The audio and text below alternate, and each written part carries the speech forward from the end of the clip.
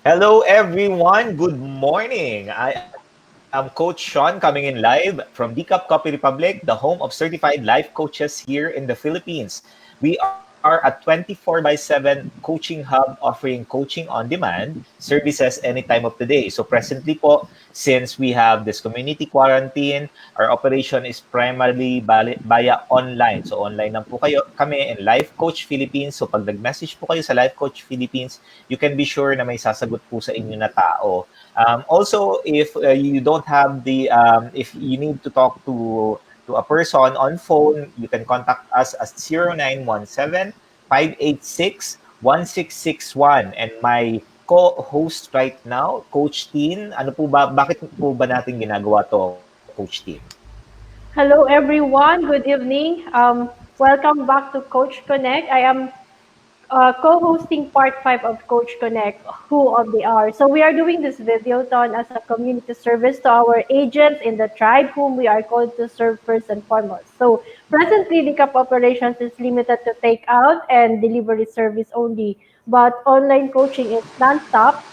And we continue to reach out to everyone, starting with the life coaches certified by the Global Institute for Coaches and Entrepreneurs. Yeah. So with this videothon is is made to for us to encourage everyone in the tribe and those people that were to whom we share the videos to see the light after their darkest moments.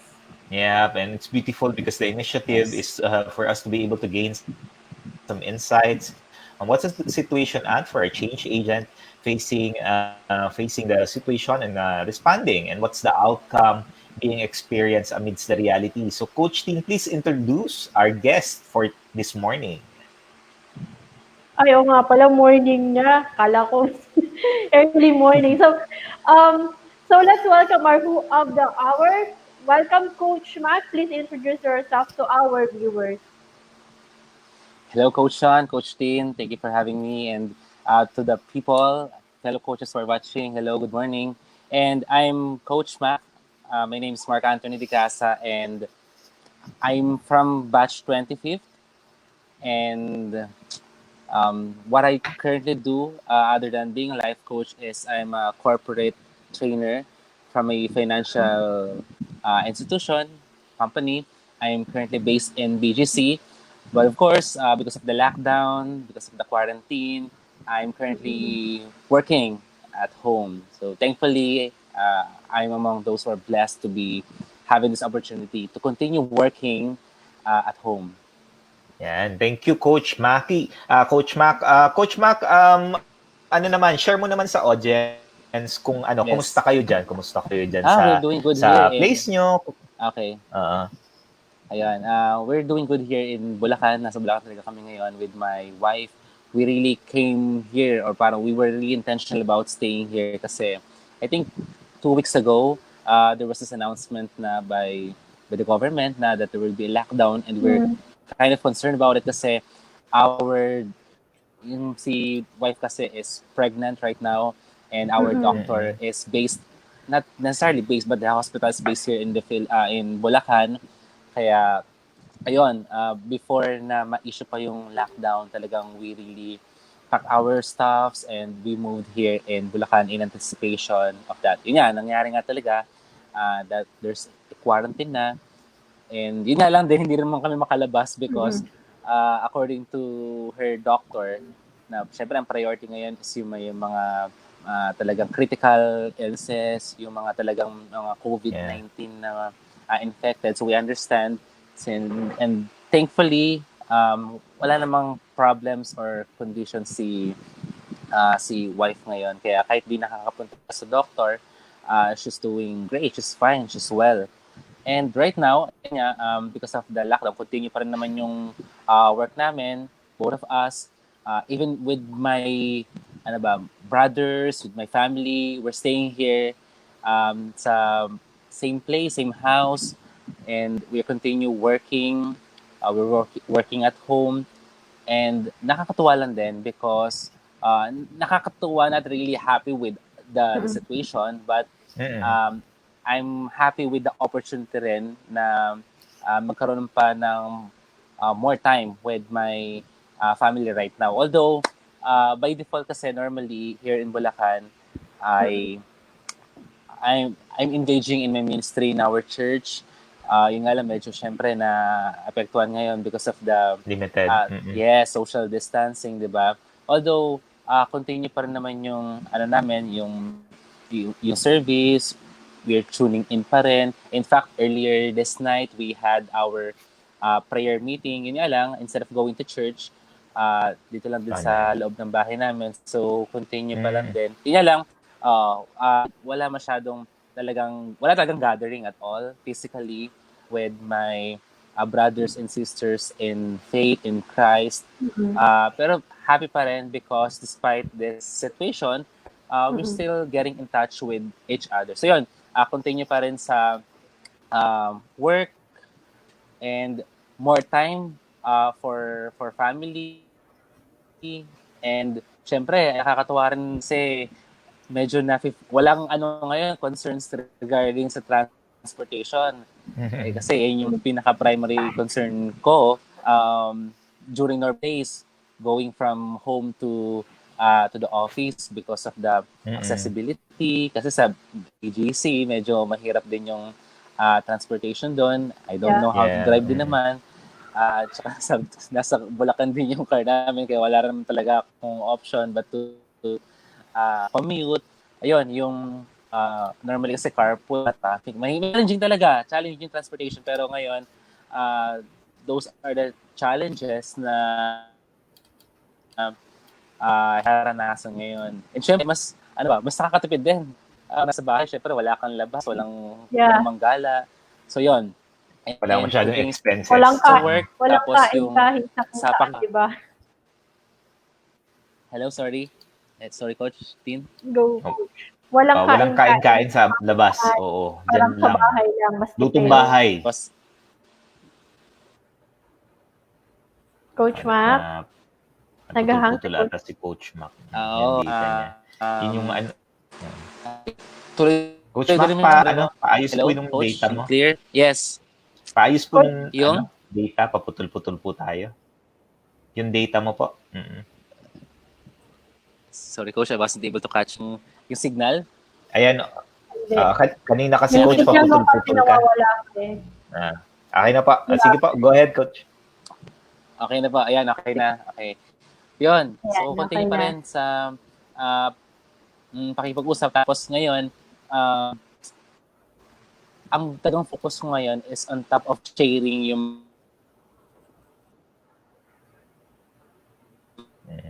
Coach Mac, nawawala ka po ulit.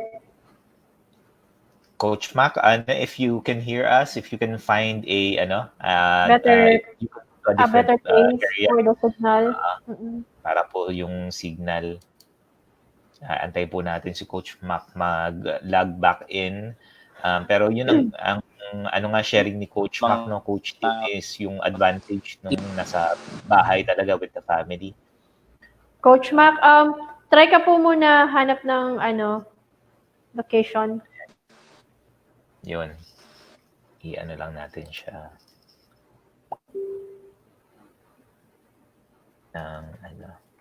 Nawala si Coach Mac. Nawala. I will wait for her to I think yung na-capture ko kanina kay Coach Mac is it was okay na po. Yan. Sige, check natin ulit. Si Coach nga, yung Coach, Salita kumusta yung ka nga, experience mo dyan, Coach, with the family? How do you feel about it na almost 24 hours kayo nagkikita. Pag gising mo, nakita mo, before ka matulog, nakita mo. How do you feel about it? I feel happy kasi normally on a weekly basis lang kami nakakapag get together, nakakapag-bonding, and then fully yun kasi we normally get home by midnight na ng Sunday halos or by afternoon ng Saturday. And syempre yung Sunday almost whole sa church din siya na-spend sa ministry. So talagang less talaga yung time din namin before together. But now talagang a whole day magkasama kami. So good about it, and there's an opportunity talaga ngayon na up a lot dun sa mga nangyari before, and nakakapagkwento kami. So it really is good for me. Coach, question. Di ba, sabi mo nga, you were able to bond with your wife, dati, bihira kayo makapag-usap. Nag-uusap naman kayo, pero alam mo yun, the regular stuffs that you talk about. So, what's one thing that you could appreciate na merong quarantine? Because magkasama kayo lagi. What's one thing that you discovered about Hello, her? Coach. Na akala mo, Sorry, medyo choppy. hello, Coach, Coach, Oo. okay na po ba? Yeah. Okay. Ayan, Yan. medyo okay. Yung tanong ko sa'yo, Coach, yan. Yung tanong ko sa'yo, Coach, is, di ba, you are now with Apple 24/7. Dati kasi, you have to go to work. So, yung the way you communicate or mag-usap kayo, sometimes hindi deeper yung conversation. So, ngayon na you were given a chance to be at home 24/7 to spend it with her, aside from working at home, what's one discovery Sorry, that you made nakatch yung medyo latter part. what's one discovery about her na akala mo, alam mo na lahat sa kanya, pero may na-realize ka, ay, ito pala hindi ko pa alam tungkol sa kanya. Coach Mac? Narinig mo po Yes, yung Coach. tanong? Sorry, medyo.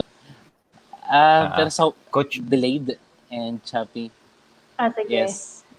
Coach, can you find a new area? Baka po Area. kasi yung location mo ngayon, medyo bad yung naka-data ko po ba o naka-wifi? Naka-Wi-Fi, Coach. Okay, baka Hanap ka, coach, may blinds, baka po, mas mahina po yung Sorry, signal niya. Baka Interference, pwede oo. makahanap ng new area na maganda yung signal. Lapit ka sa wifi. Sorry, Coach, ano gagawin? Lapit ka sa wifi, coach, para mas maganda yung signal. Hindi nyo na masyadong naririnig yata eh. Yan, At kaya nandun si Coach. nag-message na si operator, pero yun yung very significant talaga diyan is yung really having being able to spend time with the family, no, yung oras. Coach Mac, lipat ka po ng area, hanap ka po ng magandang area para maganda yung wifi reception mo.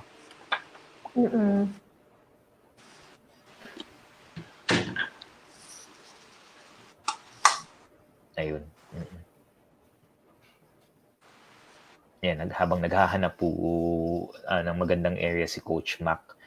Ang talaga doon, Coach Tin, no, yung the benefit of in this situation, out of the conversations that we have from the coaches, is really the value of time spent with the family.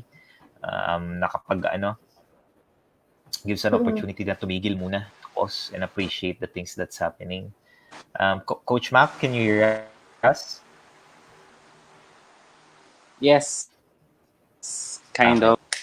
Sige, Coach, medyo may kadiliman lang sa place mo. Ayan. Yes, hello, coaches. Yes po. Naririnig mo po kami, Coach? Hindi putol-putol? Hello, Coach? Coach. Hello? Narinig mo po kami. Can you hear us? Hello? Medyo putol-putol lang. Coach, pwede ka mag-data? Baka mas maganda. Sorry, Anik. Pwedeng data gamitin mo instead yung wifi? Baka mas maganda yung connection.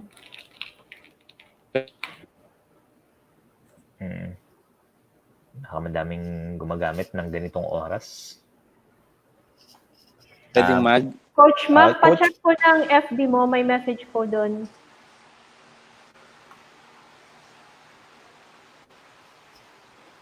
Coach, pa-check po ng Facebook mo na Messenger.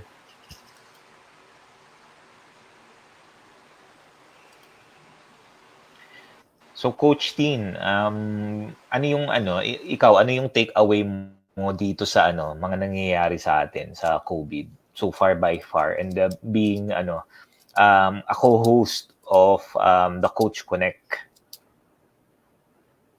Ano ba? Sa wrap up na kaya natin sabihin.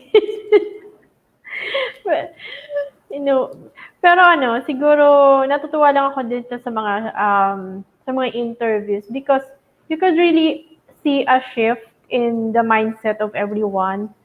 Sa lahat ng nakausap natin, although may fear, pero they are able to address it. So, what more if other people can see this at kung fearful man yung tao or grabe yung anxiety niya at nai-stress siya sa kakaisip na magkakasakit ba ako o hindi, instead of focusing it, madadivert na yung thinking nila pag nakita nila yung mga video. Kasi if you really check out all of the videos, it's more of seeing the positive side that COVID-19 has done to the people around the globe. Yun nga yung talaga common theme is having really that stronger connection with the family. Puros pare-parehas really about family, reigniting the family connection. May mga din na mga words na ginamit like game changer na it will never be the same again after this, and that's the beauty of what's happening right now. Sabi nga minsan isipin mo negative yung nangyayari pero may positibo naman and yun talaga yung really understanding or seeing it on a different perspective helps. Ayan, Coach Mac. Yan, hello. Beautiful. Hello, Okay, coaches. sige. Yun, Hello Coach po. Tim. Malinaw na po ba? Yeah, medyo malinaw na po. Sige. Coach Tim, may tanong ka po Ayan, kanina. Oo, yung Yes. tanong ko, Coach Mac, nabibitin eh. Hindi, sabi ko, di ba you've been with your wife for, ilang years na po ba kayo? As a couple, married almost 2 years po. 2 years. Turning 2 years. Okay, so parang bago pa, di ba? Iba kasi pag boyfriend-girlfriend lang kayo, iba pag magkasama na kayo sa house. So, with the ECQ or the Enhanced Community Quarantine, you were able to be together for 24 hours. Ano ba yung mga na-discover mo kay wifey na akala mo alam mo na pero nung magkasama kayo ngayon with the different conversation that you have na-realize mo ay hindi ko pala alam yun. Okay. Kasi even if bago lang din kami as married, talagang madalas din naman kasi siya nag-work from home and Saturday, whole day kami magkasama. So talagang parang halos wala namang bagong discoveries. Masyado. Actually, yung discovery ko is more about my brothers kasi talagang hindi man na kami nagkakasama ng ng matagalan talaga for whole day. Yeah, so sa wife ko wala naman ding masyadong difference. I think difference kasi because of what she's going through right now as pregnant, ganon. Pero other than that, wala rin naman masyado. Pero yun, with my other relatives, brothers ko, maraming discoveries din. And in particular is talagang mga social media fanatics din talaga. Talagang mga gamers din for whole day. Even if we're together, talagang malaking time din yun na spend nila for playing video games, online games. So yun, di ko alam ko addict sila, pero di ko na ganun pala sila addict sa yun. Sa laro. Sa games. Sa laro, yes. Yun yung dun talaga, coach, the way that things are happening, yun talaga nakikita mo yung mga nitty-gritty ng mga small habits and behaviors. Yes, so, Coach, as far as yung situation natin ngayon, situation mo dyan, as a certified life coach po and as a life coach, paano ka po nagre-respond sa situation ngayon being syempre used ka na pumupunta ka ng office, 'di ba? Nasa work place setting ka. Tapos all of the sudden you needed to go into quarantine and work at home. Paano po pina-process yung ano na yon, yung transition na yon, and how are you responding? Okay, so how am I continuing yung mission ko as a life, yung ginagawa ko as a life coach during this time? Is that your question? So, medyo naging choppy kasi yung line. Ganun, okay. Ayun, wala talaga masyado ngayong face-to-face meetups kasi it's what we normally do din. Yung sa mga office mates, kahit medyo lang din naman, hindi siya very formal, pero face-to-face pa rin siya. What I do is continue pa lang din talaga yung conversation. Marami rin namang other platforms to continue the conversation. Even if may tinatawag na distancing, it's really physical distancing, but not necessarily talagang isolation na there's no conversation. So, I'm tapping into the technology. I'm taking advantage of the technology. Pero yun nga lang, minsan challenging just like with this one. Yeah. I'm using, exhausting yung mga resources na meron ako to continue doing what I'm supposed to be doing. Ang what I'm looking for talaga ngayon is instead na mag-share ng mga additional information, although napaka-helpful na, don't get me wrong, what I'm sharing right now is yung inspiration, not just information na parang instead na magbigay lang din ng mga facts, ganyan, kasi nalulunod na tayo sa mga facts na sinashare, di ba? Sa social media, sa TV, laging may updates maya. Pero what we're running short of is yung mga advices, yung mga helpful tips din, yung practical tips on how exactly cope with this situation. So yun yung mga sinishare ko din sa network ko, yung kagaya sa church din, sa mga, syempre continue lang din yung mga mag-share ng mga Bible verses, the latest one, yung mga inspirational na mga messages. And then, sa iba naman, yung ginagawa ko rin naman patuloy pa rin yung weekly ko na yung sa posting, ganyan, na parang for the thought, mind, and so on. Tuloy-tuloy lang din naman siya kasi that's what I've been doing for long na rin. So tuloy-tuloy yun. And other than that, conversation lang din talaga with others. Kamusta yung sitwasyon nyo? How do you deal with the situation? Ano yung pinagkakaabalahan nyo? And other than that, medyo may opportunity ako ngayon na to practice what I'm doing with others, with my family. Sila talaga yung madalas kong kinakausap ngayon. With what I mentioned to you earlier, yung sa sobrang sila into different stuff, kagaya ng mga may mga TikTok pa nga, kanya. Yung sa games, lahat ng mga kung ano man na avenue for entertainment, yung nakikita ko, doon ko sila medyo kinakausap na with what they're doing, do they get some fulfillment from it? How do they feel about their day? Do they tune into those because parang nabobore lang din sila if they will have it their way and pinakagusto nilang ginagawa? I'm really getting to the roots of why they're doing what they're doing. I'm not necessarily those things are bad, pero ang tulong na gusto ko is clarity in what they are supposed to be doing based dun sa kung ano talaga yung gusto nilang gawin. Kung gusto talaga nila yun, then so be it. At least they have the way to cope with right now.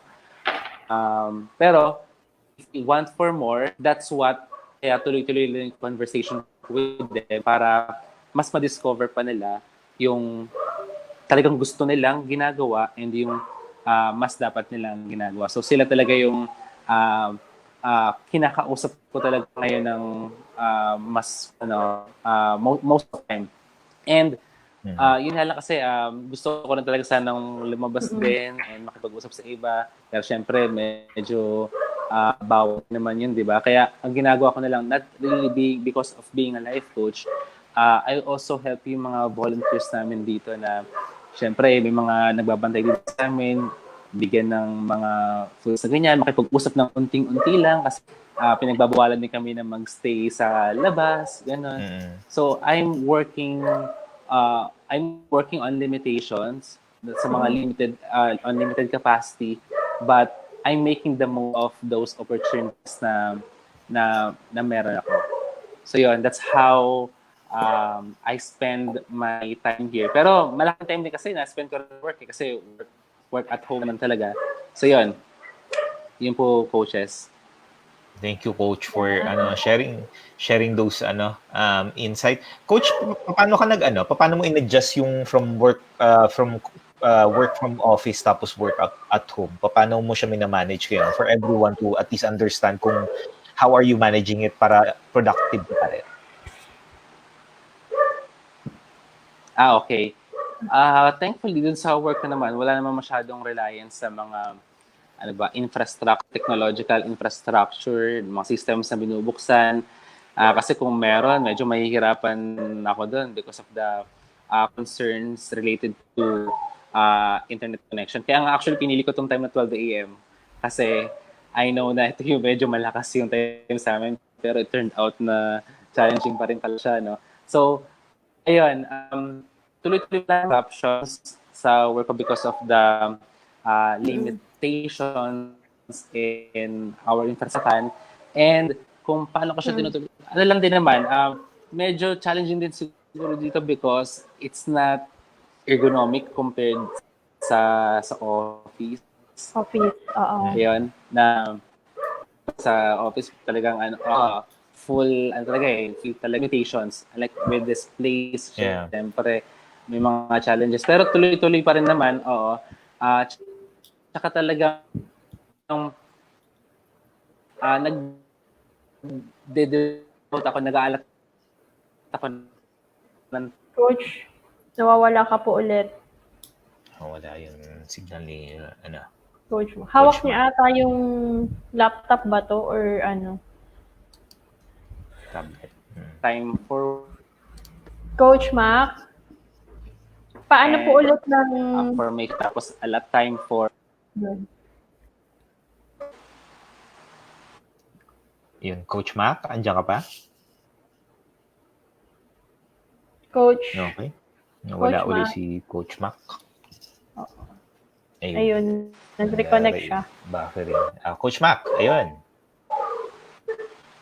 yes, Coach Coach Mac, can you hear Sean. us? Ayun, thank you, Coach. Coach, when everything is said and done, the situation that you're in, the way you're responding right now, which is, you're able to manage everything with your family, then sa work. Ano, Coach, yung isang outcome na gusto mo, you want to come out of this after everything has settled na, pwede na tayo ulit, we already have the freedom to go out. Ano po yung outcome na gusto mong mangyari?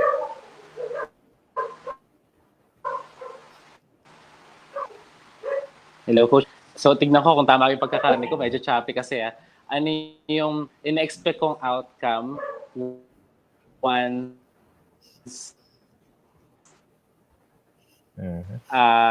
situation, ayun, okay. So, ang in-expect ko is lessons from this situation we're in, sa troubles na pinagdadaanan natin ngayon, na hindi lang sana siya maging parang experience lang na mapo-forget din naman natin ulit eventually. Sana yung mga lagang hindi natin ma-missed out. Kagaya nung ako, realizations ko is ang talagang pinaka-importante talaga sa atin. It's not really yung mga kung ano bagay sa labas, sa work. Marirealize mo na yung mga bagay na importante talaga is within you or it's already in you, na nasa atin na talaga yun. No? Medyo na-disregard lang din talaga natin yung time na this pandemic, no, forced to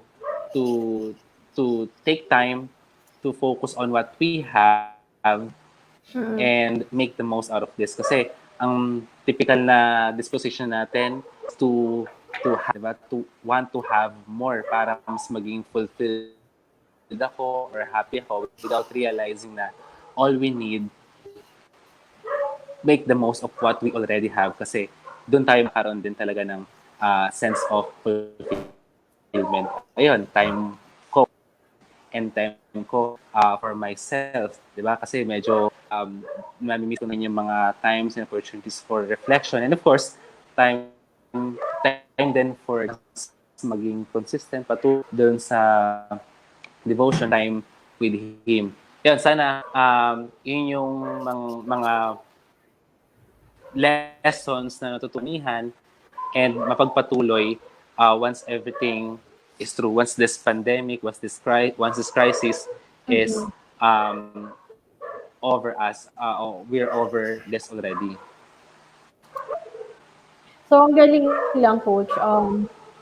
After all these things has passed, you would realize that we were really blessed to be able to discover something within ourselves. We were given the time to reflect, to really pause and know what matters most in our life. Yeah. So being a part of the Coach Connect to help others as well is already a blessing and a gift to us. So for those watching, kindly share this video. We might be helping someone who can connect to Coach Mac, who has the same journey with him.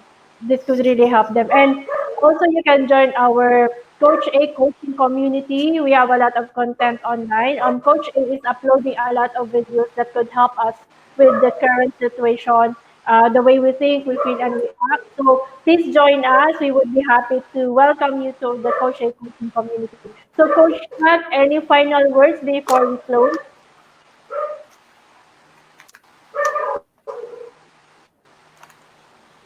Coach Mac, narinig mo pa po kami. So I think we Ay, will sorry. just Coach. Medyo, Sige medyo lang, hindi ko Coach. na-catch yung coach. Sige. Final words, Sorry. coach. Final word, Coach, to our viewers out there. Final words. Yeah. Tama, final words po ba? Ayun, okay. Yes. So, yun. Sorry, coach, ha. Medyo di ko talaga nakakatch lahat ng mga words na share niya. Baka, ayun, I'm responding lang sa kung paano ko siya naintindihan. So, Yeah. yun. For my final words, no, I came across this Bible verse talaga na timely and very powerful, which goes, trust in the Lord with all our heart and lean not on our own understanding. Sure, things may be difficult to understand at the moment. Talagang hindi mo alam why should there be a pandemic like this one, a disease like this one. Try all we might. We will not really able to understand this in the moment right now. Soon, once we're done with this, we will be able to understand it. So that's God's way of why things happen. No? Pag medyo na siya. And I hope nga na yung lessons that we have learned from this situation, from this crisis, talagang learning siya. No? Yung lessons, kasi minsan ang lessons hindi yan siya translate sa learning. Kasi most people don't get that from the experiences, kaya they keep on experiencing the same thing. Na? Pero yun, sana maintindihan natin yung lessons from this and put our faith in God. Diba? Kasi hindi natin talaga naintindihan yung big picture eh. Siya yung nakakaalam ng mga mangyayari. Siya yung nakakita ng big picture. So what we can see is just a minute part of that picture. And next, what we just need to do is to press on. Kasi press on because there are difficulties. Ang ibang term pangaraw nila doon is strain forward, di ba? Despite challenge, we have to continue moving forward kasi that's what we're supposed to be doing. There's always better that lies ahead of us, no, sa future natin. We're not supposed to be staying this way. So we have to press on and not give up. And of course, don't lose hope.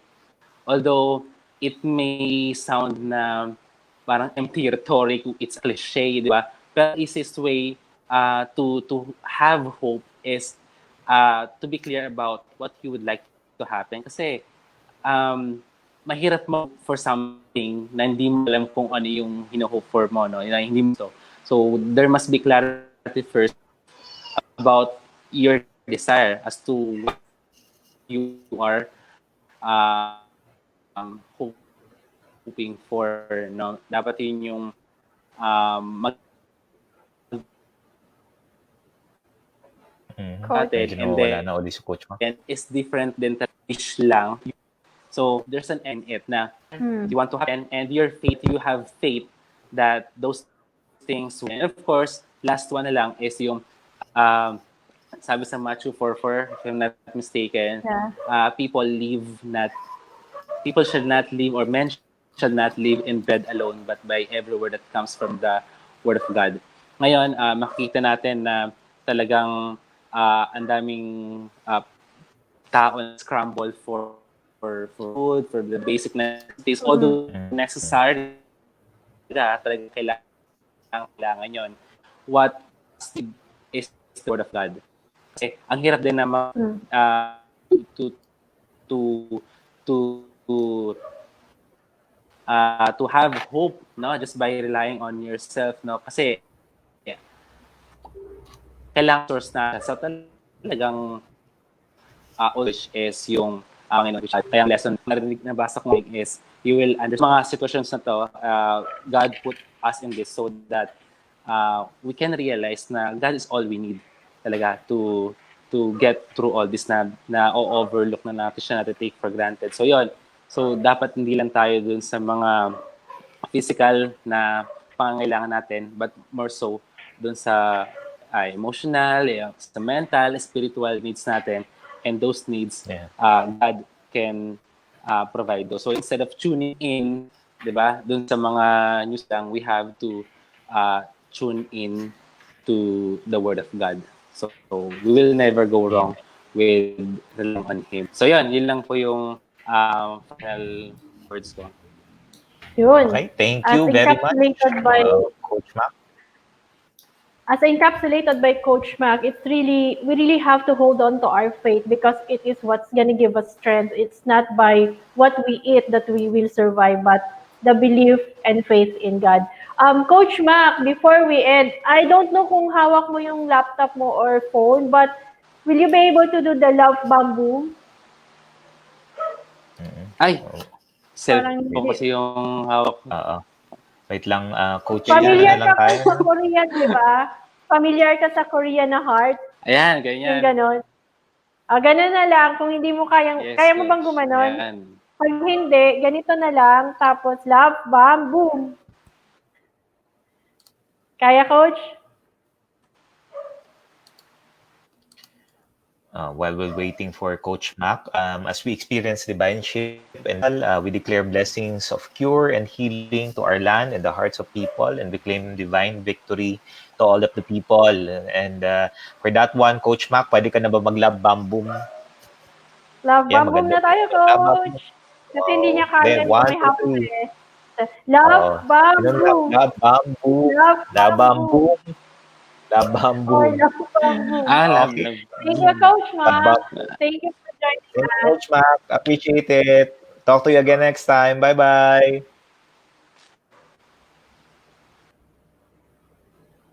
All right. And yun, Ayun. that concludes our part Part 5. 5 of the We Coach started Connect Who of the Hour. So, we we started have at like 10 a.m. 15 coaches, di ba? Ikaw muna, Coach Tin. Sige. So, we have 15 coaches earlier that we talked to for the part 5. We started at around 10 p.m., I think, last night until 10 a.m. 12 today. So, yun, Coach Ron. 10 a.m. We started 10 a.m. this morning for Fight 5, Mm. part 5. We have 18 change agents. Total nung natin for the All Coach Connect is 97 certified life coaches that joined us with sharing of their situation, how they're responding, and the outcome that they want. Coach Tin, kumusta? Ano yung takeaway mo for the past 4 days? Is it the past 4 days? days that we've been doing this. Yeah. I love yung kay Coach Yan of physical distancing. It was really a mind shift kasi what we love to say is social distancing. Unfortunately, when we do social distancing, we tend to this isolate ourselves. We don't reach out to others. But with the physical distancing, there was a mind shift. Naisip mo lang talaga is it's more of the physical, you just have to have a distance, but you can still connect socially. So I like that. And the realization that throughout all the talks, there was always a common denominator. It's relationships, family connections, and being allied to others. Yun yung na-capture ko dun sa mga past, sa 97 life coaches na nag-join sa Coach Connect Who of the Hour. Yeah, mine specifically yung reset and Mm. yung game changer. I Yeah. think yun after this will never be the same again. I think yun yung maganda yung may nagsabi na coach na it's difficult to go back into the normal ba yun yung nakagis na natin.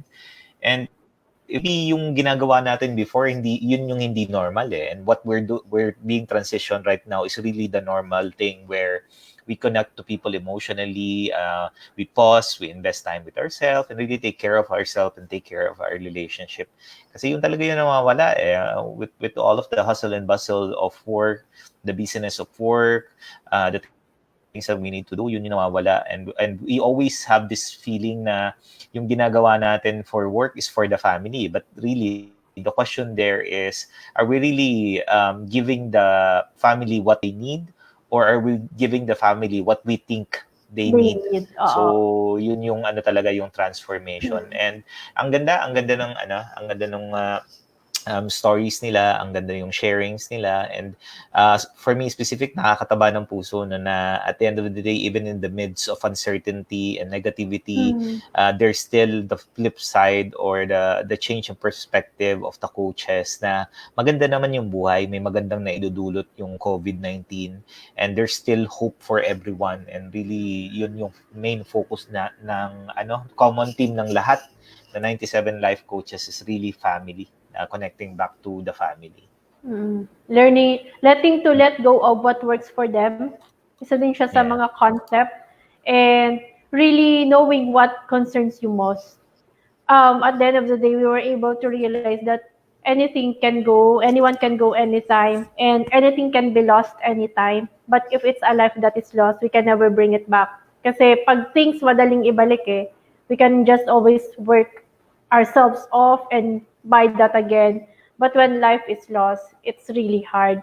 And there would always be that regret that we were not able to connect to that person. So the beauty about the ECQ is we were able to really reach out to the people who needed us most, and we were able to realize that any um, any anger, any pain, we can easily let go because what if it's already our time. Sabi ko nga kay Coach Arville, favorite namin, what if tomorrow never comes? But what if tomorrow comes? Yun lagi yung question natin doon. So, I really enjoyed doing this Coach Connect.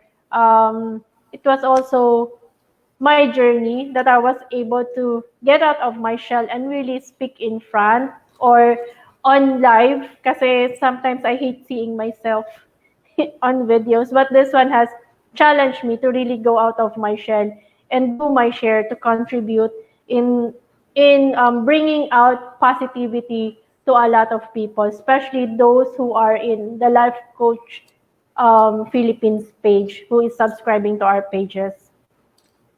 And a shout out as well to the other coaches na not used Yeah, to being in front of the the camera, camera. similar as Mhm. you. I think that's one of the biggest thing that was stretch as well for them, a stretch for them as well. Yung iba nga yung naririnig mo yung kaba sa boses, yung iba naman before pa lang mag-start hindi na mapakali.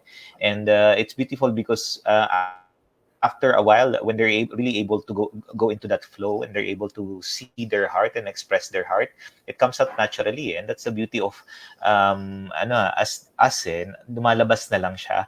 And you see that how they see things, how they really step up with the challenge. Nakita mo talaga na kayang-kaya naman, and it's beautiful, a beautiful thing, a beautiful story that they shared. So for those who's watching, thank you very much for joining us for the Yeah, past few couple of let us days. also not forget to thank Master Coach A. She was the one who really initiated this kasi nakita niya the help that we can really give out to the others out there, especially sa mga coaches. So, sa lahat ng coaches, to Master Coach A and to Master Coach Lakendra, thank you for the heart, for saying yes to the Coach Connect. Yep, and I'm most thankful for the audience as well who was watching, for the coaches, and for the non-coaches who's following Life Coach Philippines. And if you were able to watch this from sharing of your friends or your networks, thank you very much. And we hope that you would be able to share it as well. If you're able to get some insight, some perspective, some value out of the conversation, please feel free to share. And for those looking, ano na ba, what's next for us, because this is Yeah, the excited ako sa what's the next. final guest of Coach Connect. We have a lot of things in the pipeline that we will be releasing. So for those people who's watching, follow nyo lang po yung Life Coach Philippines. Yep. May dalawa po kaming niluluto. Our Master Coach A is doing something that to bless naman yung mga taga-subaybay at tumatangkilik sa Life Coach Philippines, the non-coaches, and also the coaches would be able to be blessed by this initiative. So hindi mo po muna namin sasabihin, papa-excite po namin muna kayo ng ilang araw lang until we finally have all of the things settled and all of the things, the requirements. Looking forward po kami doon sa interaction with you online, and how we can better serve you at this time of at this the present time na kailangan po natin ng sanity, because we're all locked in the comfort of our homes. Coach Tin, any final words for those watching? Thank you for joining us, everyone. We really appreciate your time and effort extended towards us. And we're excited to see you soon. We have Yep, a lot and in our plate. So we will connect with you again through Coach Connect. Yep, and thank you for everyone. Again, it's the heart is really where the love is. But if you want to show that heart, you need to go back to your family. So that's it for us from here at Decap Copy Republic, with the home of certified life coaches. I am Coach Sean, And I'm Coach Dean, and we're signing off and now. And see you soon. Bye bye bye. bye.